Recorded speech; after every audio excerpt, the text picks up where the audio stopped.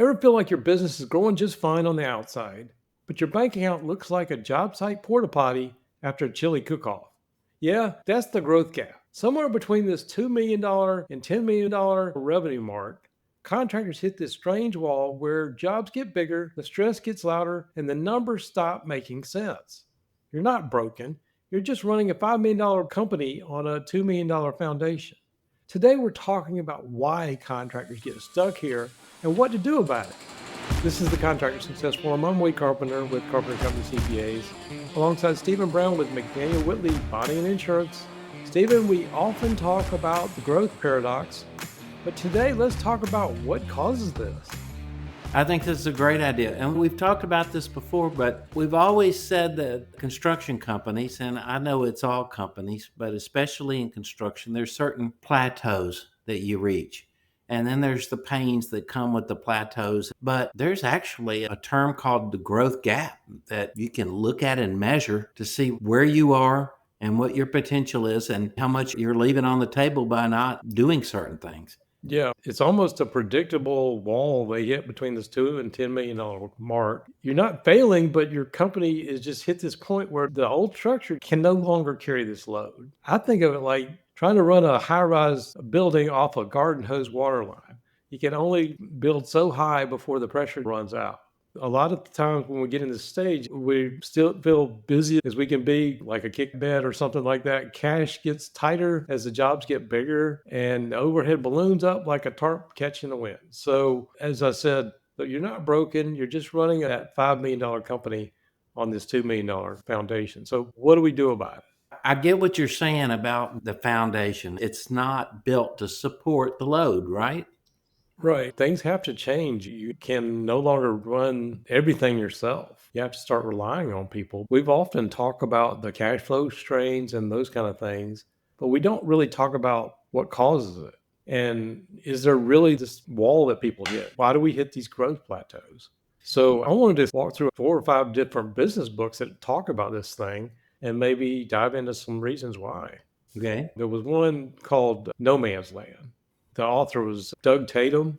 He talked about this $2 to $10 million zone where you're driving this truck that's too heavy for the brakes you got on your truck. You're too big to be small, and you're too small to be big. And you just can't seem to get past that pickup truck mindset and getting into the semi-truck world that you need to be into. You're just full of analogies today. Keep going. Well, Vern Harnish wrote one called Scaling Up, and he talks about a few different plateaus. They all talk about different revenue levels. He calls these plateaus these valleys of death, which sounds pretty dramatic, but any contractor that tries to get past this $3 million mark knows that's pretty accurate. Every level means upgrading your leadership, the tools, the way you upgrade equipment, and how do you handle bigger jobs. You may be getting into a different revenue level. So I think there's a lot of truth in that. You're exactly right. There's so much truth in that. You think about reason the bonding companies require so much cash or working capital to prove your bonds. It's just simply because you need capital in order to grow. You need, of course, capital to make up for any losses you may have on a job. But when you talk about growth, I think, Wade, we're talking about the plateaus that are inherently there among construction companies in sales. And then you think about, okay, is this just happen organically, or am I actually thinking of how I want to grow to the next level, and how do I determine what that next level is? Yeah. Just a few more of these books, just because I'm not making this up. Michael Gerber talks about it in the E-Myth Revisited, and the adolescent stage is what he calls it. And it's almost like you're hitting puberty. You're tall enough to reach the top shelf. Maybe you still got the pimples, but you're not really mature enough to drive that truck. It's just suddenly this business becomes too much for one person's shoulders. And that's what a lot of people are experiencing. Oh, yeah. Puberty is a hair-raising experience. You remember that, Jeff? It's been a long time since me and you went through puberty. But anyway, Gino Wickman, the book Traction, he talks about this organizational ceiling. It's like hitting your head on this low beam while you're in this crawl space. You can stay there, but nobody's going to enjoy being in that crawl space. It's like you can't get out of this proverbial hell that you're in. What yet another great analogy. Okay. So I'm just picking other people's. I got one more and I'll stop with them. But there was one and I'm probably going to butcher his name, Les McKeon. He wrote a book called Predictable Success. And he talks about this whitewater stage where your business is like this raft that's running into the rapids, and you've got a guide who's still reading the manual for this thing. You have the systems failing, you have everything all sort of like jostling around like the whitewater. People start falling out of the raft, and it becomes chaos. All right, we've got all these allegories of too much of a load, whitewater rafting, your raft's maybe spinning out of control while your captain's reading a how-to book. All these analogies are great, but how do you bring order out of this chaos? How do you break it down and think, okay, where am I now and what do I need to do about it? Part of what I wanted to do today was talk about some of the thoughts of what causes this and how do you get out of it. First of all, takes understanding what is happening. Number one, a lot of times contractors get in this, talk about the marketing dynamics. Your pricing breaks down. And so, how you are bidding jobs from the $1 to $2 million mark and then jumping up to these higher levels. Maybe you built your business on your handyman prices, but now you're building a federal courthouse. These bigger jobs require a lot more administration, more meetings, more paperwork, more risk. But too often the contractors keep pricing them like they were these simple jobs that they grew up on. That's huge. There's a first stop. Recognize what it is that you are doing is taking you in the wrong direction. Back to the rafting analogy. You're going down the river. There's a certain rock. That rock may be underwater. It may be sticking straight up and you're running right into it. But you got to steer a course around it. And a lot of times you spend so much time going through the rapids that you just forget how to steer. There's my analogy. Maybe, but you probably do have a different overhead structure. When you get to this level, you got more infrastructure you got to have in place to be able to support it. And your profit starts leaking out a lot faster than this cracked garden hose. I think the market dynamics and how you price your jobs and looking at your overhead structure is one of the major problems with it. Okay. I guess the second one I would say is the management dynamics. Yeah, you got more overhead, but you got staffing and leadership breakdown sometimes. The one owner that has been the unofficial superintendent, project manager, estimator, negotiator, therapist, and sometimes the janitor, they can't do all these things. And maybe they could do everything up to a point, but they're still the only ones with the keys. So everyone lines up at your truck every morning when you walk in the door. There's only so long you can do that, and there's only so much work you can support when you have that kind of structure. Yeah, you have to ask yourself, as the owner of the construction company, are you the bottleneck that's keeping things from flowing? Are you the bottleneck that's holding things back? That's a tough call to make because you're so used to doing everything yourself and you're absolutely convinced nobody can do anything better than you, but you have to depend on so many different people. Yeah, and that does take some doing to, number one, let go of some of those thoughts. A lot of times the constraint to growth lies in the owner being the bottleneck. It's a tough thing getting people that you trust and can rely on. Sometimes you put people in read on the bus that maybe they're not suited for. I still think of the email that revisited that the story about you put somebody in a position, then they leave, or you go through a bunch of people to find that one person. And meanwhile, they've been dragging you down for years because you can't seem to get that piece in place. You were talking about that contractor taking the same mentality of smaller jobs into the bigger job workspace, like the carpenter that's building a new courthouse. That certain stage of development, I think anybody in the construction industry knows the difference. There's so much more. It's different on a different level. You just take what it takes to heat and air condition a giant, something like that. You take what it takes to roof it. You take what it takes to make it solid with thousands of people come and go, and you look at the plans of that project and you see how big it is. Why do contractors get stuck in each one of these areas? You mentioned pricing, staffing, overhead, and then their structure. Do you want to get into that a little bit more? That all sort of interrelates. From a people standpoint, the owners hire everybody, but then all of a sudden they've got a huge crew and they can only do so much. Now you got to hire somebody for HR. Maybe you've had somebody doing your insurance that really doesn't know anything about bonding. We run into this. This is sort of our sweet spot that people get above this level and they know they need a higher quality, something more than a bookkeeper, but they really need some expertise. And growth at this stage really requires some leaders, not just warm bodies, ones that can step in and take the reins. Yeah. It really helps too. I think we've talked so many times about your board of directors on your construction company. You said it was your sweet spot. It's our sweet spot too at McDaniel Whitley. You're having growing pains. You're having trouble with your insurance, your bonding, your accounting systems. These are things we see all the time. So you can say, who else better might give a podcast like this? Maybe a contractor that was an accountant and an insurance and bonding agent. I don't know. But my point is, we see this all the time, and we see the structures that we can help you with. We see the growing pains and the frustrations you have. So my advice is go to that board of directors, go to those advisors and tell them what your frustrations are and where you want to go and what your problems are. I think you'd be amazed at the answers you get. I think a lot of people just forget to ask.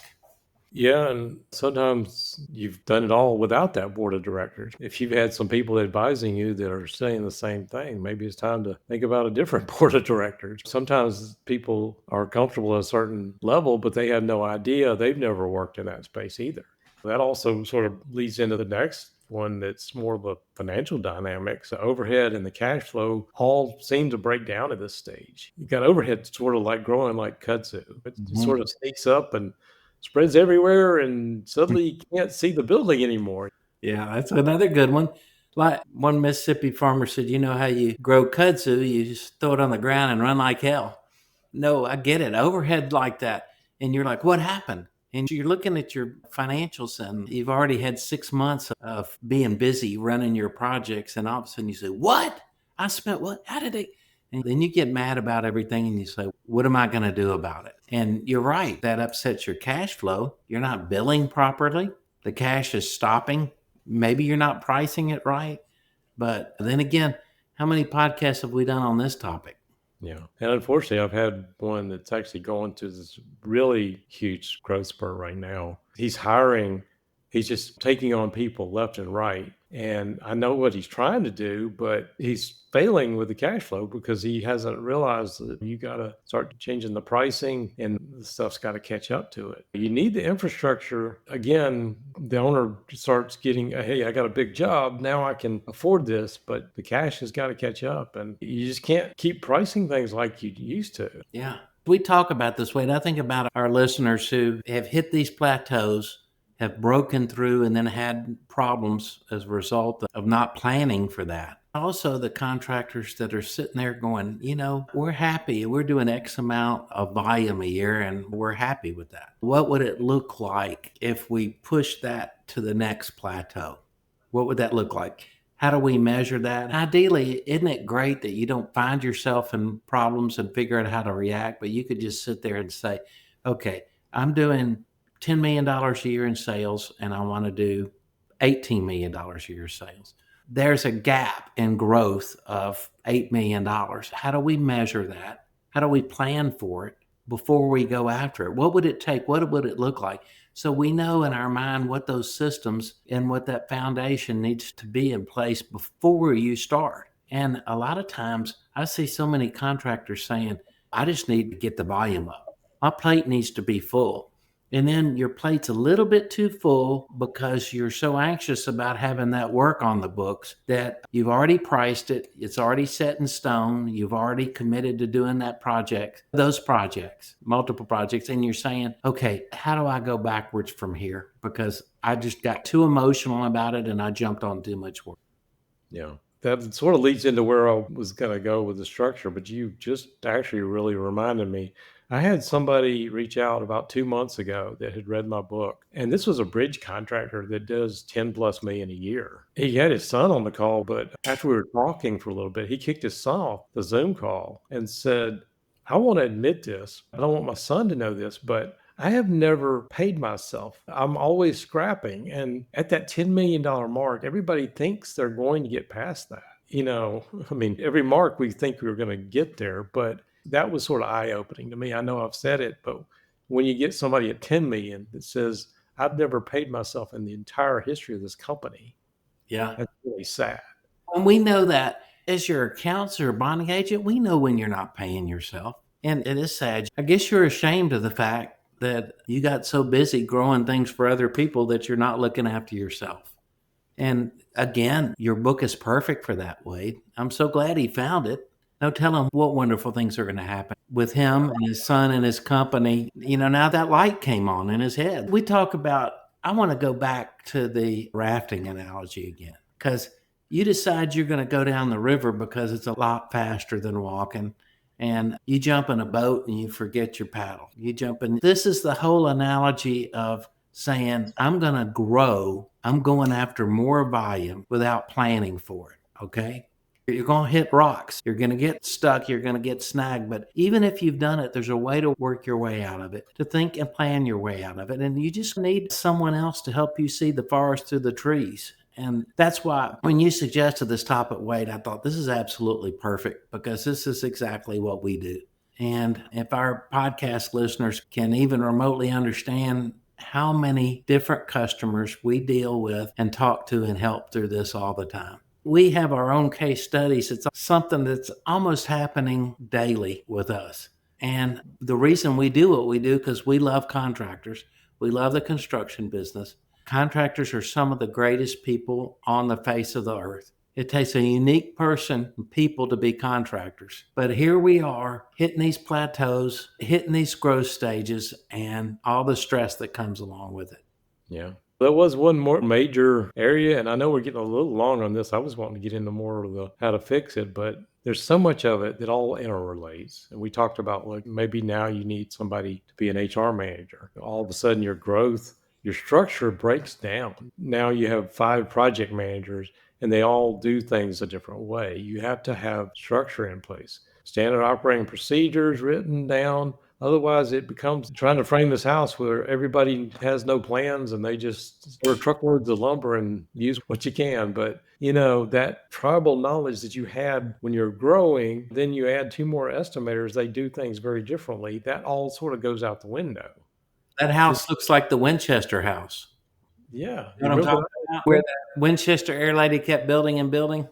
Yeah, you remember that one, huh? We can't run things the way we always run them. And again, they all interrelate. You got to have more people, more structure, and then it translates to more overhead. How do we break through this growth gap?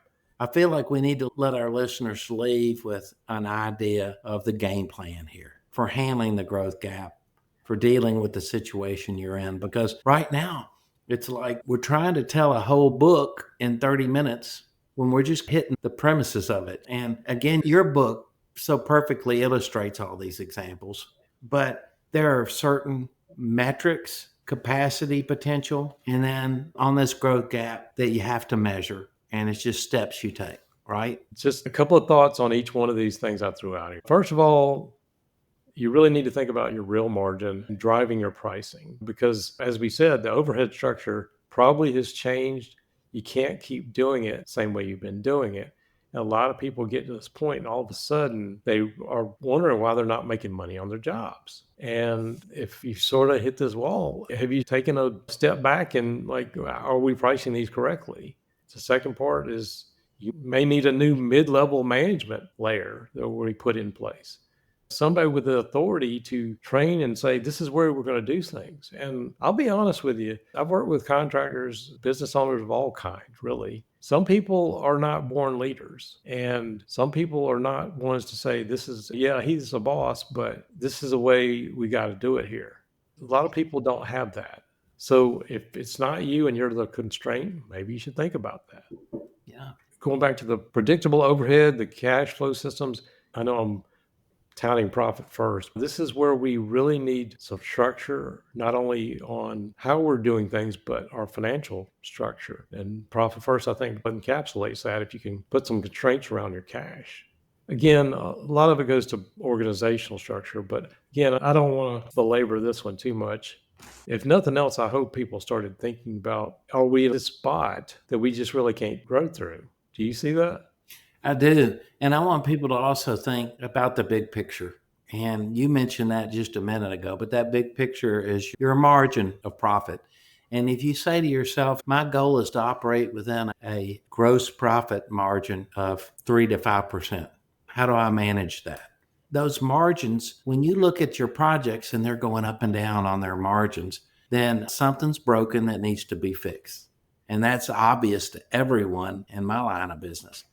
But to you as a contractor, when you think about growth and volume and you say, can I get these margins?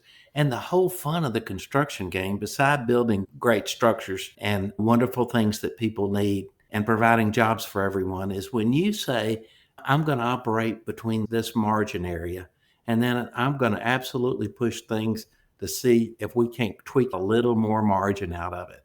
And when you're doing that, you're forcing all your systems to perform better. I know there's a lot to unpack on this one, and maybe we could do some deeper dives. But again, it reminds me of situations where, not just the bridge contractor that says he's never taken stuff, but I've also seen contractors that were actually taking home a decent salary, but then they jump over to this bigger tier. And now all of a sudden they can't take home a salary themselves and they're loaning the company money back and start mortgaging the house and those kind of things. If you hit this growth gap, as we called it on this episode, maybe think about doing some things differently. What do you need to do? Do you have the right board of directors that you talked about? Do you have the right people around you? The structure, the systems, the financial systems? It's just the whole infrastructure has to change sometimes. So if we made you think about it, we'd love some comments. Drop them in below. If you're running into some of these things yourself that we didn't talk about, let us know about it. We'd love to do a podcast episode about it. If you're hanging out with us this long, we appreciate it. We always appreciate if you like, share, subscribe. It always helps the channel out. And we will see you on the next show.